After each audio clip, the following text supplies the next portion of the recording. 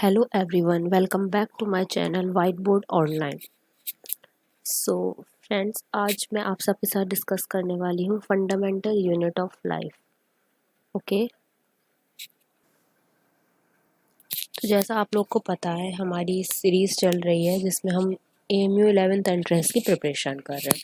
तो उसी के कंटेक्स्ट में मेरा ये न्यू चैप्टर मैं आप लोग को पढ़ा रही हूँ. So what is cell? Cells are the basic fundamental unit of life. Cell जो होती है हमारी फंडामेंटल यूनिट है, मतलब लाइफ की एक, जैसे हम हर चीज़ को किसी यूनिट में मेजर करते हैं, तो लाइफ की फंडामेंटल यूनिट क्या है? सेल. ठीक है. So we are to break apart an organism to the cellular level, the smallest independent component that we could find would be the cell. इसका क्या मतलब है कि अगर हम ऑर्गेनिज्म को पार्ट्स में ब्रेक करके देखें तो हमें क्या मिलेगा? मतलब सबसे बेसिक यूनिट क्या मिलेगी? Cell. So here's the definition. A cell is defined as the smallest basic unit of life that is responsible for all of life's processes. So ये क्या है? सेल हमारी smallest basic unit of life है जो कि responsible है for all life processes. Robert Hooke discovered the cell in 1665. तो cell को किसने डिस्कवर किया था? रॉबर्ट हुक ने. So सेल, ये हमारा सेल का एक बेसिक स्ट्रक्चर है, ठीक है, जिसमें उसके जो भी ऑर्गेनल्स हैं, कंपोनेंट्स हैं, उसको दिखाया गया है. जैसे ये क्या है? साइटोप्लाज्म है, फ्लूइड फॉर्म में होता है. ये सेल मेम्ब्रेन है. Mitochondria, this is mitochondria. Nucleus, इसके अंदर DNA है. Endoplasmic reticulum, this is lysosome. This is ribosome. This is Golgi apparatus. तो ये डिफरेंट हमारे नेम्स हैं जिसको हम वन बाय वन आगे वीडियो में पढ़ेंगे. बट पहले हम क्या पढ़ेंगे? सेल के बेसिक जो भी उसकी डेफिनेशन है, करेक्टरिस्टिक है, ये सब पढ़ेंगे. इसके जो भी ऑर्गेनल्स हैं वो हम बाद में पढ़ेंगे. ठीक है. ये मैंने यहाँ पर अब सिर्फ आपको शो किया है कि कौन कौन से इसके ऑर्गेनल्स होते हैं सेल के. अब देखिए, cells are the structural, functional and biological units of all living beings. Okay. Cell can replicate itself independently. Hence they are known as the building blocks of life. इसलिए हम सेल को building blocks बोलते हैं. ठीक है. अपने आप वो रेप्लिकेट कर लेता है इंडिपेंडेंटली, मतलब डिवाइड हो जाता है. ठीक है. Cells are complex and their components perform various functions in an organism. Cells क्या होते हैं? कॉम्प्लेक्स होते हैं और ये काफ़ी फंक्शन परफॉर्म करते हैं ऑर्गेनिज्म में. ठीक है. मतलब ऑर्गेनिज्म के फंक्शन परफॉर्म करते हैं. Cells are the lowest level of organization in every life form. From organism to organism, the count of cells may vary. मतलब ये इनके जो नंबर हैं वो वेरी कर सकता है कि जैसे ह्यूमन बींग्स में कितने हैं, या सबसे छोटा हम देख रहे हैं कोई भी माइक्रोस्कोपिक ऑर्गेनिज्म है, उसके अंदर सेल क्या होंगे? कम होंगे. माइक्रोस्कोपिक ऑर्गेनिज्म से मेरा मतलब है जो हम अपनी नेक्ड आई से नहीं देख सकते, थ्रू माइक्रोस्कोप देखते हैं. ठीक है. तो सेल तो सभी में होते हैं, राइट. तो वही वो वेरी कर सकता है. Cells comprise several cell or organelles that perform specialized functions to carry out life process. इसके अंदर काफ़ी वो होते हैं, सेल्फ ऑर्गेनल्स होते हैं, cell organelles. Every organelle has a specific structure. हर सेल ऑर्गेनल का एक स्पेसिफिक स्ट्रक्चर होता है. Hereditary material of the organism is also present in the cells. Hereditary material जो होता है ऑर्गेनिज्म का, वो भी सेल्स में ही प्रेजेंट होता है. हेरिडिटी जैसे हम बोलते हैं ना, जैसे फादर से पेरेंट्स से चिल्ड्रन में आ रही है, ग्रैंड पेरेंट्स से उनके चिल्ड्रन में आ रही है, तो वो हेरिडिटी होती है. तो वो भी सेल्स के वजह से ही होता है. Okay. Now the discovery of cells. किसने डिस्कवर किया था? रॉबर्ट हुक ने. कब किया था? 1665 में. ओके.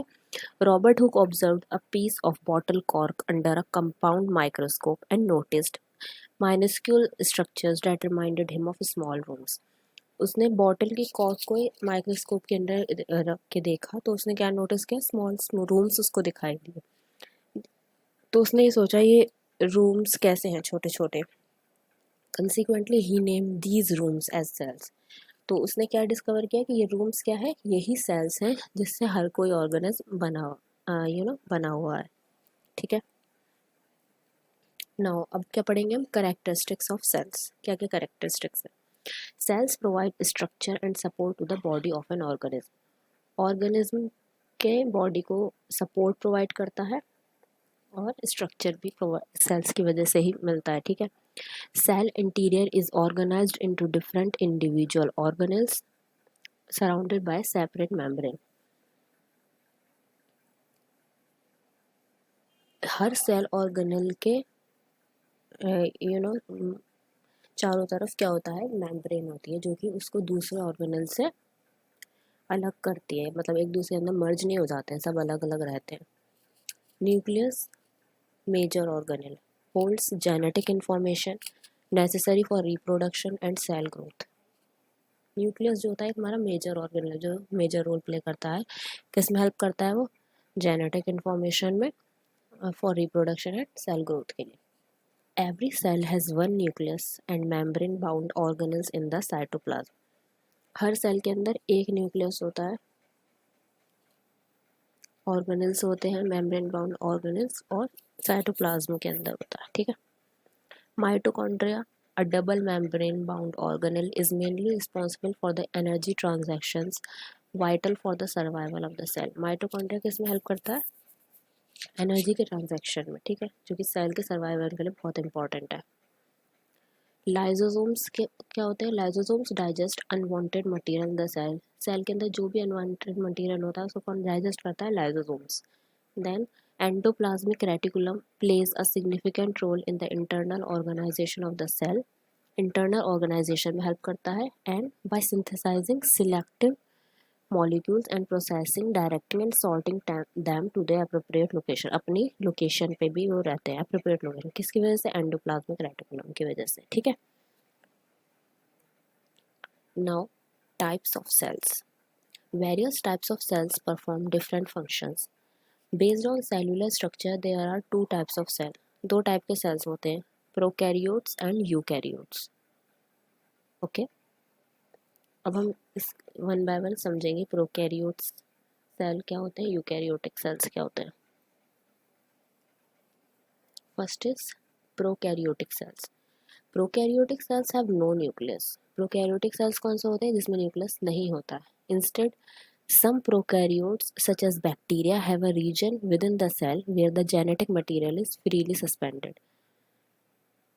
इसमें क्या होता है, जैसे कि बैक्टीरिया है, उसमें एक रीजन होता है पर्टिकुलर, उसी में जेनेटिक मटेरियल क्या होता है, फ्रीली ऐसे सस्पेंडेड रहता है, मतलब कोई न्यूक्लियस नहीं होता। उस रीजन को क्या बोलते हैं, न्यूक्लियोइड बोलते हैं। इसमें न्यूक्लियस नहीं होता, इसमें न्यूक्लियोइड होता है, एक रीजन होता है, उसको हम न्यूक्लियोइड बोलते हैं। They all are single celled micro organism. ऐसे ऑर्गेनिज्म कौन से होते हैं, जो कि सिंगल सेल्ड होते हैं। एग्जाम्पल क्या है, archaea, bacteria, cyanobacteria. Cell size ranges from 0.1 to 0.5 in diameter. ये इनका साइज रेंज दे रखा है यहाँ पे। सिंगल सेल्ड ऑर्गेनिज्म को ही हम प्रोकैरियोटिक सेल्स बोलते हैं, ठीक है। Heredity material can either be DNA और आरएनए। हेरिडिटी मटेरियल कौन सा होता है, डीएनए या RNA. Prokaryotes generally reproduce by binary fission. Binary fission के थ्रू रिप्रोड्यूस करते हैं ये क्या होता है, बाइनरी फिशन एसेक्सुअल रिप्रोडक्शन होता है, ठीक है। They are also known to use conjugation which is often seen as the prokaryotic equivalent to sexual reproduction. Okay, now eukaryotic cells. eukaryotic cells क्या होते हैं, eukaryotic cells are characterized by true nucleus। इसके अंदर nucleus होता है। इसका size, cell का size क्या, रेंज क्या रहती है, 10 to 100 इन डायमीटर, ठीक है। This broad category involves plants, fungi, protozoans and animals. ये इसके एग्जाम्पल्स कह सकते हैं आप, ठीक है। Plasma membrane is responsible for monitoring the transport of nutrients and electrolytes in and out of the cell. Plasma membrane किस लिए रिस्पॉन्सिबल होते हैं, न्यूट्रिएंट्स को ट्रांसफर करने के लिए एंड इलेक्ट्रोलाइट्स, ठीक है। और किस लिए होता है, it is also responsible for cell to cell communication. किस में हेल्प करता है, सेल कम्युनिकेशन में, क्या, प्लाज्मा मेम्ब्रेन। ये छोटे छोटे पॉइंट्स होते हैं जो आपको कॉपी में नोट डाउन करने होते हैं, यही बेसिकली पूछ लिया जाता है एंट्रेंसेस में, तो वही आपको एक सेपरेट नोटबुक बनानी पड़ेगी जिसमें आप ये छोटे छोटे पॉइंट्स नोट डाउन कर सकते हैं, right. Now they reproduce sexually as well as asexually, इसमें दोनों ही टाइप के ऑर्गेनिज्म आते हैं, ठीक है, यूकैरियोटिक सेल्स में। There are some contrasting features between plant and animal cells. For example, plant cell contains chloroplast, central vacuoles, and other plastids, whereas the animal cell do not. इसके अंदर एक contrasting feature आ जाता है क्या, जैसे plant cell के अंदर क्या होता है, क्लोरोप्लास्ट, क्लोरोप्लास्ट क्या होता है, उसी के अंदर क्लोरोफिल होता है, ठीक है, सेंट्रल वैक्यूल्स होते हैं और प्लास्टिड होते हैं, जबकि एनिमल सेल के अंदर ये नहीं होता। तो ये एक कंट्रास्टिंग फीचर आ गया between plant and animal cell, ठीक है। सो ये हमारा फर्स्ट पार्ट है अभी इस चैप्टर का, बाकी हम नेक्स्ट पार्ट में डिस्कस करेंगे। आई होप आप लोगों को क्लियर हुआ होगा। जो भी डाउट्स हुआ करें आप लोग मुझसे कमेंट सेक्शन में डिस्कस कर सकते हैं, अपने डाउट बता सकते हैं, मैं उसको क्लियर करूँगी नेक्स्ट वीडियो में। उसके लिए अलग मैं वीडियो भी अपलोड कर सकती हूँ जो भी आपके डाउट्स हैं। और आप लोग चाहें तो इंस्टा पर डीएम भी कर सकते हैं, वाइट बोर्ड ऑनलाइन के पेज पर जाकर, वहाँ भी मैं आपकी डाउट क्लियर कर सकती हूँ, ठीक है। I hope you like the video. अगर आपको वीडियो पसंद आई है तो सब्सक्राइब करिएगा चैनल को और अपने फ्रेंड्स एंड फैमिली में इसको शेयर करिएगा, ठीक है। तब तक के लिए स्टे होम, स्टे सेफ, पढ़ाई अच्छे से करिए पढ़ाई, और बस ये एंट्रेंस की प्रिपरेशन करिए। Okay, see you in the next video, bye.